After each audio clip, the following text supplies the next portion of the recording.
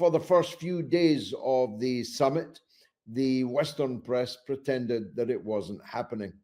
But as it got bigger and bigger and the new acquisitions became more and more significant, Turkey, for example, a NATO member, now in BRICS, and speculation mounted that it will not be long before the first European Union and NATO member will join the BRICS, the Western media turned up the heat.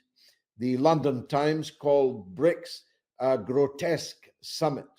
The Bild in Germany called BRICS a summit of scoundrels.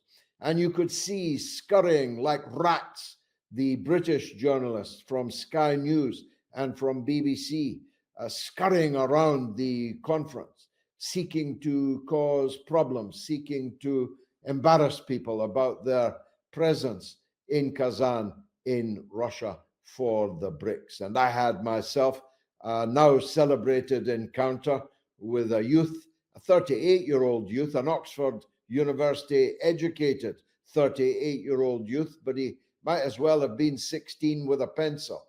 He was a teenage scribbler who knew nothing about BRICS and cared even less about it. His purpose there was to go up to people with the microphone and ask them how they felt about being in Russia when Russia was committing all these crimes all over the world. But the BBC presence was even more pernicious.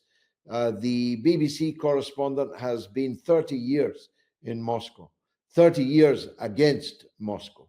His purpose for the BBC, the British state mouthpiece BBC, is to do everything, anything that he can to disrupt anything positive happening in Russia, to lie for his master's voice that Russia is some kind of hellhole, some kind of authoritarian tyranny.